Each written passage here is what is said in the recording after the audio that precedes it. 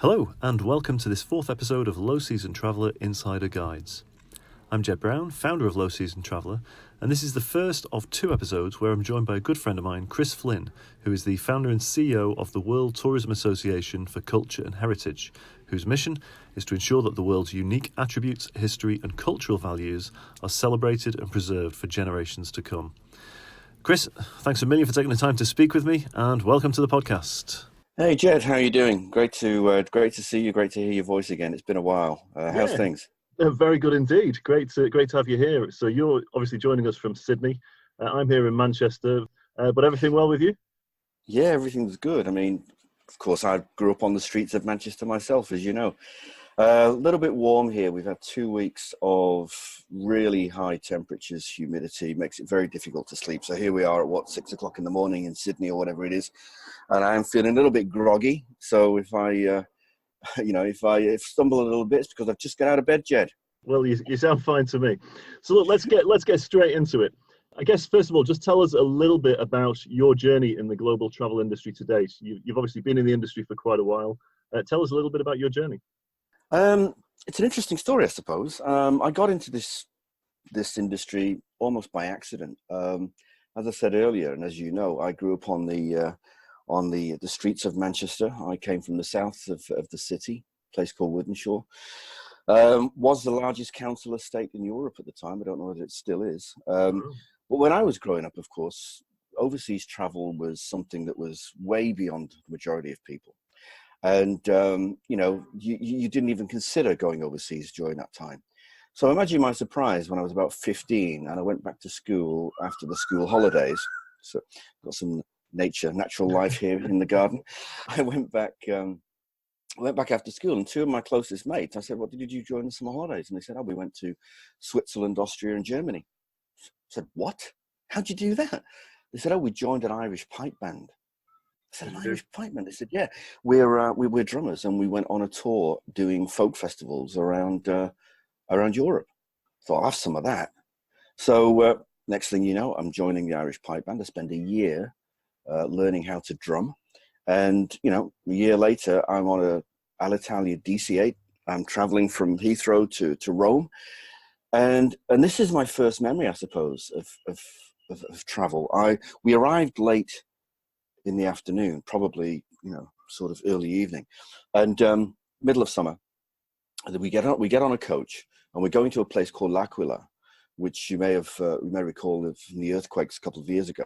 Mm-hmm. So we're on this coach, and they take us for a quick spin around Rome, and I can still see this in my mind's eye, even as I'm talking to you now.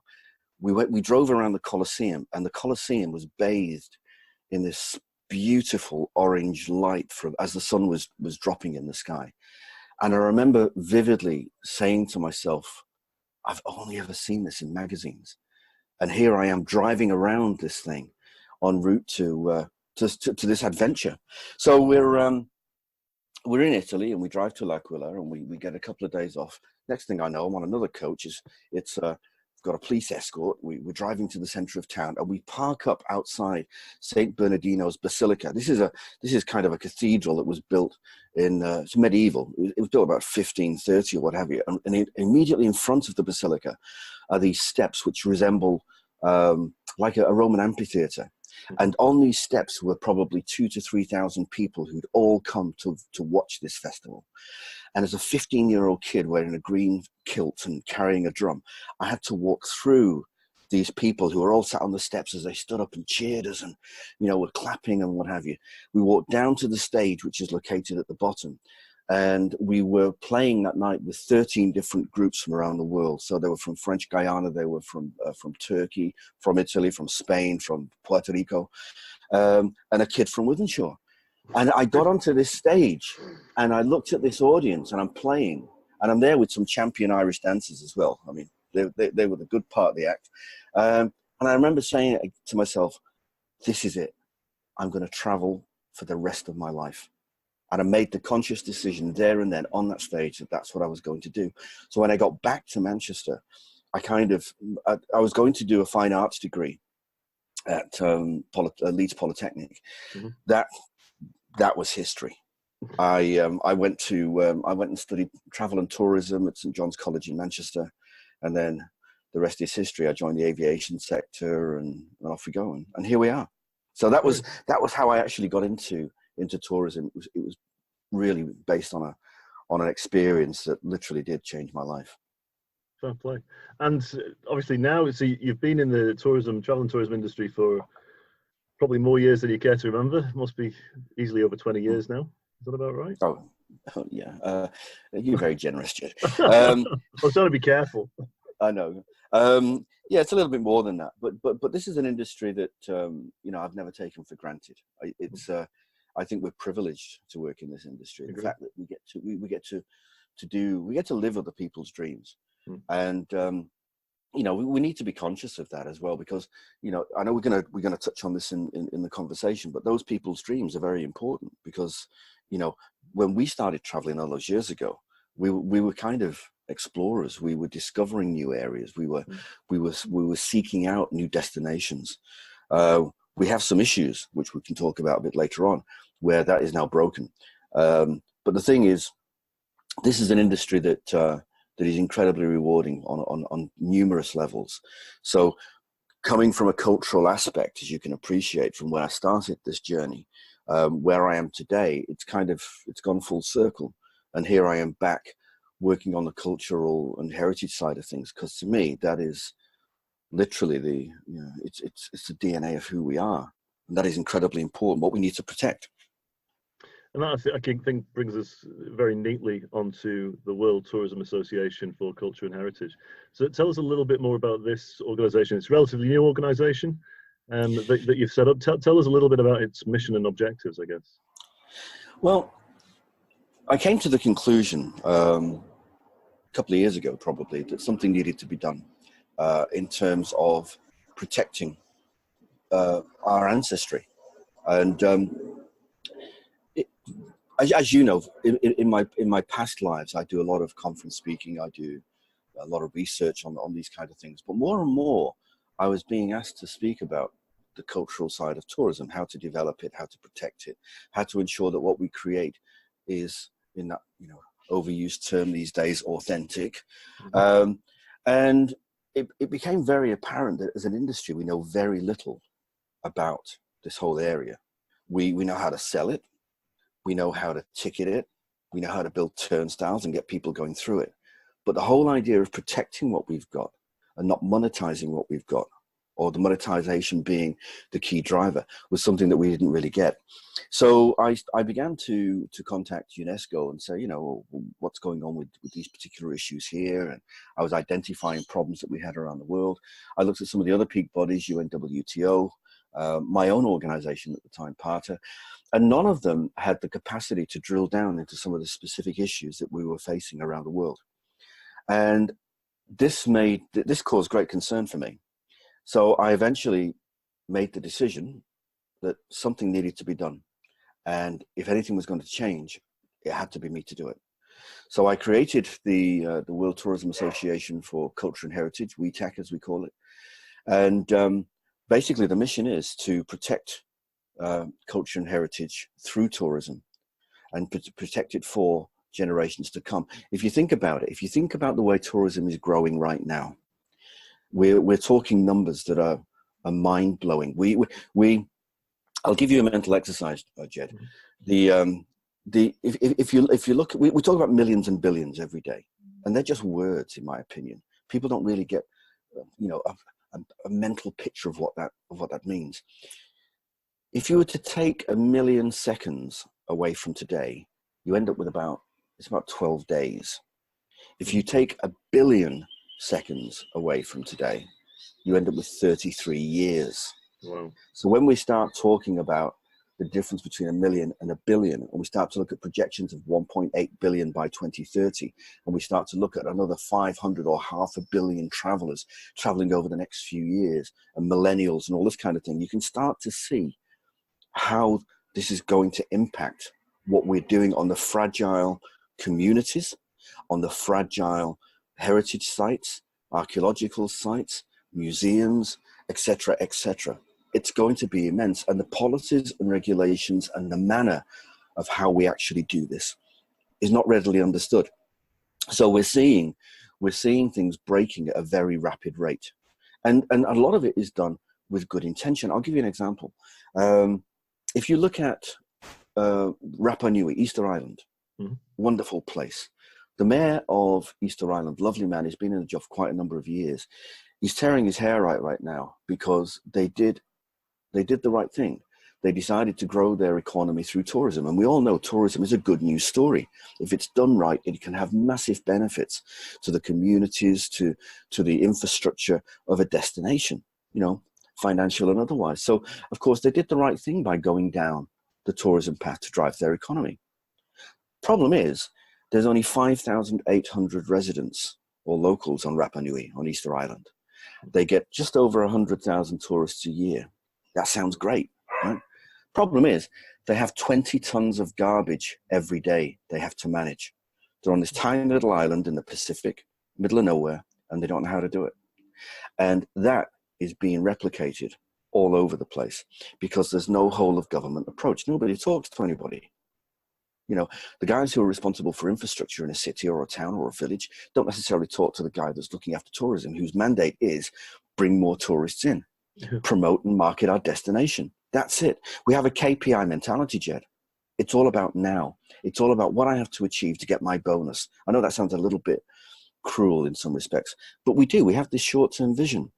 And so with that short-term vision, there is no long-term appreciation of the impact of what we're doing. Now, we don't have, as an industry, the right to think that everything that we have now will be in place for generations to come. And when you look at the hordes of people being pushed through towns of, it could be Barcelona or Venice or anywhere else on the world, these are the ones we know about. The ones I'm focusing on are the ones that we don't know about. When you see this, you know that it's broken. And when it becomes apparent to the people who unwittingly, I would say, have caused this, then I'll go and get another job. It's someone else's problem because we don't have this long-term plan. I'll give you an example, and then we'll talk about something else I did in the cultural space. Just one thing. I don't know whether you can hear this, Jed, but I'm sat outside. And I live near Sydney Airport. If you can hear aircraft in the background, I do apologize. It's a very busy time for aircraft at the first thing in the morning here. So let's talk, this short-term view that we have, this KPI mentality, as I call it, has the capacity to destabilize and destroy some of our most precious assets that we have on this planet right now. I'm going to give you an example. You may or may not be aware of this, but there's a certain way of thinking which we call cathedral thinking, and that stems out of the UK, from the cathedrals and the building of the UK in medieval times. So if you think about building a cathedral, the designer, the guy that actually drew up the plans, was drawing up the plans knowing that this thing wouldn't be completed until 200 years after he's dead. So whatever he actually designed or created had to be right. And the guy that laid the first stones, the foundation stones, knew that they had to be absolutely right, because if they weren't, when he's 200 years after he's dead, it might topple over. Anyway, what happened? I think it was about 1930 or something like that in the UK, around the Cambridge area. There was one of our cathedrals that was in a bit of a dilapidated state. And what actually happened is these massive oak beams that had been in place for 500-600 years or whatever it was, were starting to seriously decay. They had woodworm and rot and all sorts of stuff. So they brought in these specialist architects and what have you to see how they could repair it. And they knew exactly what the problem was. But the issue was, as they said to the locals, look, we've got to replace these beams, but where the hell are we going to get these beams from?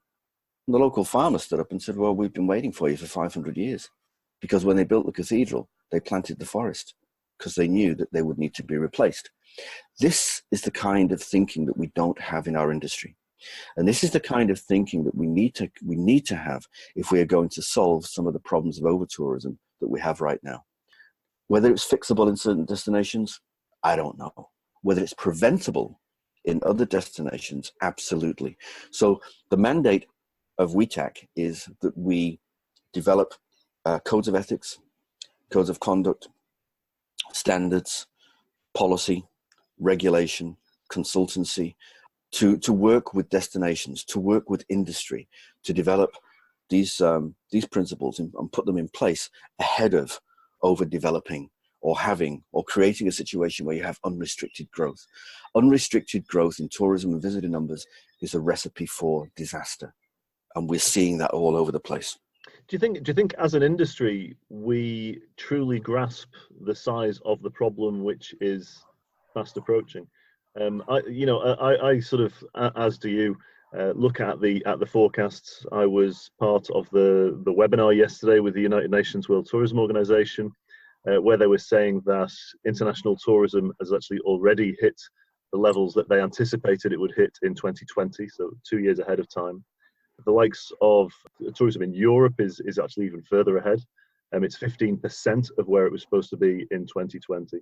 As an industry, do we grasp this? Because on the webinar, there was nobody asking any questions. There was about 100 people on the webinar. Nobody was asking any questions about it. It was basically, tourism is up in 2018, fantastic. How can we get more tourism? Where's it coming from? Where are they going to? There was no concern whatsoever. Do you feel that as an industry we truly grasp the size of this problem? No, that's why I set this organization up. I have a team in place that have expertise in different fields. A couple of the things I identified when I was looking at this, and trust me, nobody sets up an association to become a millionaire. You set up an association because you know something needs to be done, and you try to get people around you who have the capacity to help fix those problems. So one of the key things that I realized early on in the piece was the fact that as an industry, we just tend to move forward, as we call it. It's all about growth, rah, rah, rah, pat on the back. Fantastic. We've got 500 million new people, predicted over the next 10 years. My God, that's terrifying. We're building cruise ships that take 6,000 people at a time, and they all want to get off at the same place. They all want to go off at the same time. And if we can build 6,000 ships, we can put them all in the port. So you might get 30,000 people coming off boats all at one time in an area that was designed for a few hundred people. And so this congestion is a massive issue. With the whole idea of experiencing what's on the postcard in many destinations has gone forever. But as an industry, we are blinkered. So one of the things that I recognized pretty early on in the piece was the fact that we as an industry don't have many external linkages. And what I mean by that is if we look at some of the institutions that are around the world that have the capacity to support what we're doing and vice versa, let's look at ICOM, the International Council of Museums. Now, when I go to a city, one of the first things that I do is check out where the museums are, and I go and have a look at this stuff. This organization doesn't necessarily think it's in tourism.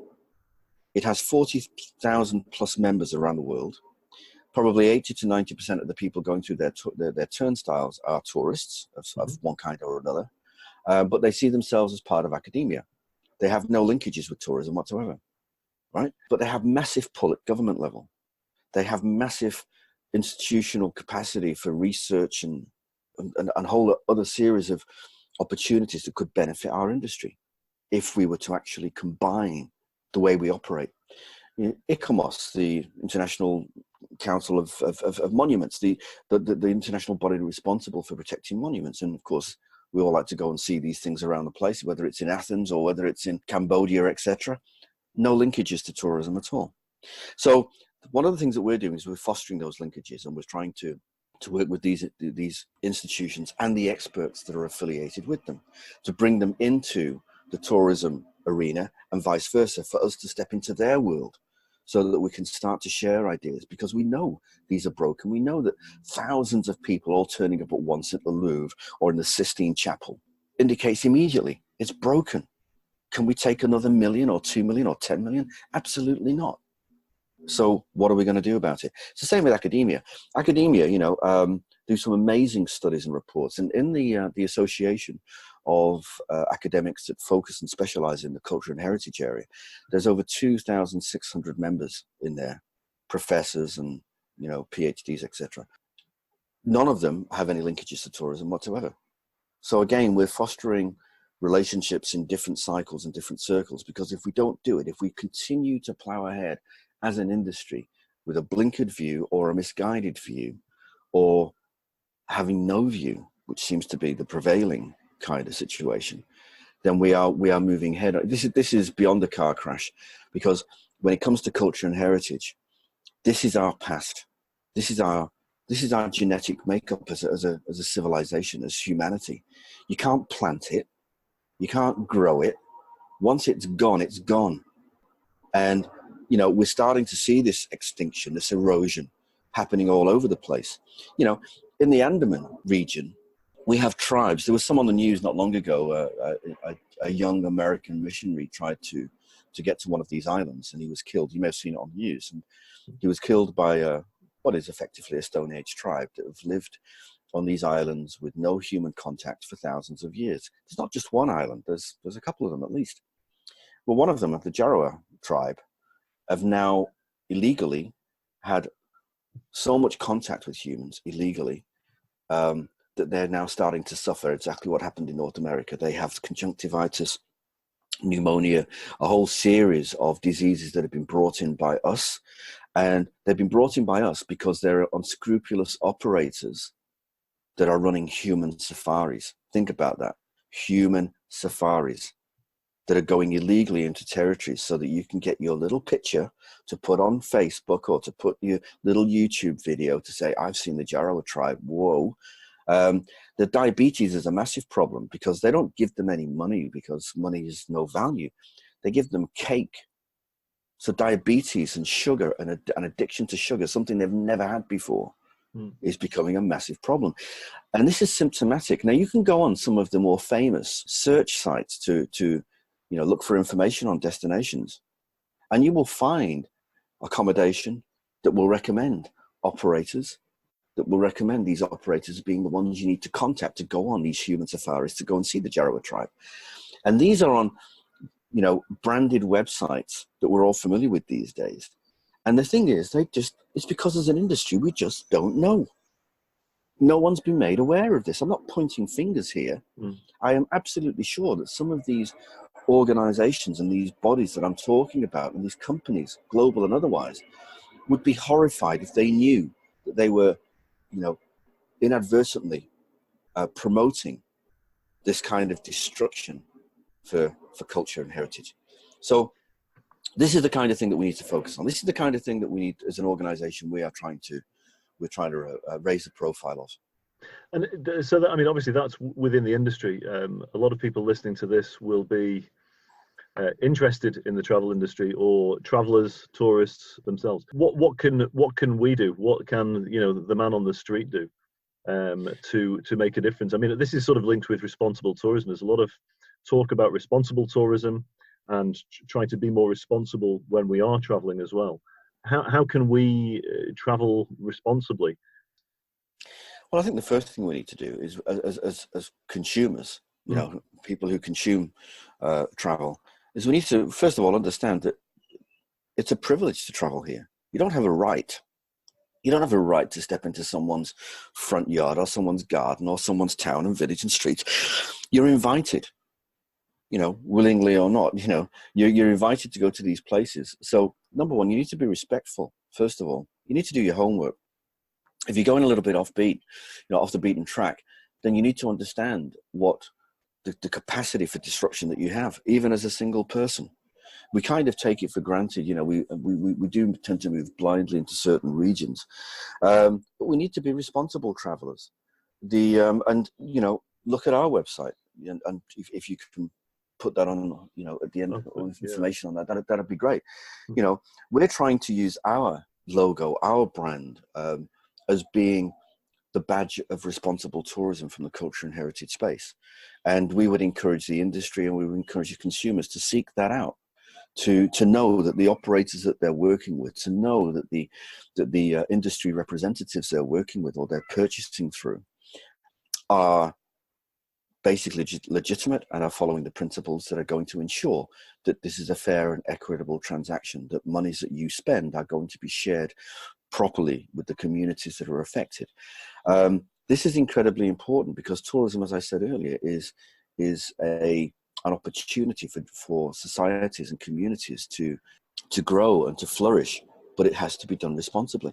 One of the destinations that are really focusing on this that might surprise you is China. I've spoken 3 times in China now, and been invited by the Chinese government on 3 occasions to speak with people in different regions, predominantly on the west side of China, on how to protect cultural erosion. Mm-hmm. And one of the key things that was really quite interesting was a couple of years ago, I was invited to a little village in a place called Guindanon to meet this elderly gentleman. He was in his mid-80s. He had his son with him. He was probably in his 60s. And this gentleman made the oldest paper known to China. And there was only 2 of them left. There was him and his son. And the Chinese government were horrified because they knew that this was going to be extinct. This was something they needed to protect, but they didn't know how to do it. So one of the key things that we began to do was to investigate how we could create opportunities that provided wealth to the local community through the manufacture of this paper. Mm-hmm. And how we did it is we started to create pride in that community about what they had, because they'd grown up with this. They didn't say anything. This was just normal. It's a bit like when I grew up, I had a Roman bridge across the road from where I lived, right? This thing dated from about 160 or 200 AD. Wow. As a kid, it's just something to play on, right? It's not, you don't understand the value of it until you're older. So if you've grown up in a community that isolated, that makes this paper, and this paper is going to die out, so what? It has no intrinsic value to you. It doesn't affect you. As soon as the local villages began to understand what it was, its importance, where it stood in the grand scheme of things, how, if we protected this, that we could almost create a small industry through tourism, which was going to protect this important this thing that has been done for generations and generations. It was now going to be shared with the village, and it completely revolutionized the way they began to look at that particular thing. And I'm pleased to say that now it's a I can't say a flourishing industry, but it's now taken on a life of its own. So there's ways of working within communities and within societies and within cultures and what have you that would instill pride within those communities to aid protect those cultures within themselves, and we do that through tourism. But we have to create the right experiences, the soft experiences that people have to pay for. You know, we don't get any. This is the other thing about our industry, and I know I'm waffling on a bit, Jed, but please bear with me. You know, the way we purchase and the way we think about tourism has changed, or should change. You know, if I was to go into a store in the middle of Sydney today, and I was to buy a watch, and I bought a watch for $10, I'd know exactly what I was getting. I'd know it's not going to last long. I couldn't jump in the pool with it and all this kind of thing. However, if I bought a watch for $10,000, I'd expect something a little bit different than that. Right now, we've educated the consumers and the travelers to want to pay it for a $10 watch, but have a $10,000 experience. And that ain't going to happen. So we as an industry have to make sure that what we offer and what we sell, what we promote, how we do this, how we package these things is what's on the tin. You know, as an industry, we've been allowed to get away with things for so long, and we're now starting to reap the benefit, if you will, of that kind of blind marketing, that kind of, you know, growth at all cost kind of stuff. If people understood the situation, I'm sure they would be more than willing to pay more. And if they didn't, you don't want them. This whole issue of plastic in the ocean, right, started in the 60s. The first report for plastics in the ocean was issued in 1966. It's only when the problem becomes too large that you can't hide it that we start to wake up. Well, you know what? This organization is there to raise the profile on all of this, because we don't have 50 years. We don't have 5 years yet. We're starting to see crumbling societies all over. You can't have 1 million people a day clambering over Angkor Wat and expect it to remain the same. Yeah. It's not. These are impossible sort of scenarios that we're creating for ourselves. And as I say, if we want to do something positive and constructive, we need to ensure that these things are protected for generations to come, because they can't be grown. And that's all we have time for this episode. Don't miss next week's episode, where we hear more from Chris about the drive for responsible tourism management, the impacts of unrestricted cruises on tourism, and what WeTAC are doing to drive awareness of this global issue, which is absolutely going to impact us all over the coming years. Huge thanks to Chris for sharing his insights with us, and I'll put links to some of the articles which Chris and his team have put together on the podcast description page and, of course, on the lowseasontraveller.com website. As always, if you've got any feedback, a destination or issue which you'd like to see featured in this series, please email us at lowseasontraveller@gmail.com. And if you enjoyed this podcast, don't forget to share it with your friends and social networks. Look out for the next episode on iTunes and Spotify, or even better, subscribe and receive it automatically. It's free for everyone, as we believe that travel is better without the crowds.